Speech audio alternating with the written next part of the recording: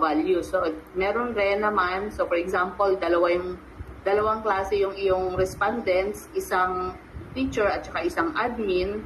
So, titingnan mo kung may significant difference yung dalawang sumagot. O yun, observe as expected values. So, it is formulated with the purpose of being accepted or rejected. So, yung null hypothesis, ito po yung ina-accept natin at nire-reject. So, kukunin lang natin yung idea ng alternative hypothesis pag nireject po natin yung null hypothesis. Okay? So, kung ano man yung naka-state sa alternative. So, yung isa, yung tinatawag natin alternative hypothesis, so it refers to the assertion contradicting the null hypothesis. So, ito lagi yung ka-opposite ni null hypothesis. Okay?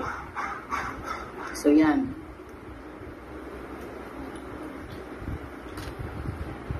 So, hypothesis testing, ayan po ulit yun. Ayan. So, merong mga iba't ibang paraan paano natin i-state yung hypothesis.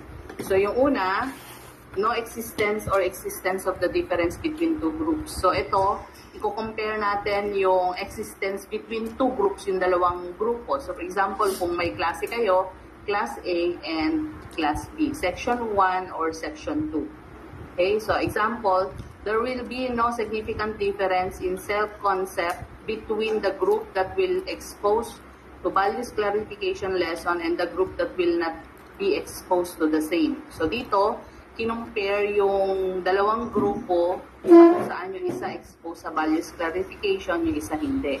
So ang alternative niya, siyempre yung kabaligtaran ng null hypothesis. The self-concept of the group that will expose to values clarification lesson will differ from that such of the other group. Pwede rin ang pag-i-state ng alternative hypothesis ay yung kabarehas na rin ng alternative ng null, pero tatanggalin lang natin yung no. So there will be a significant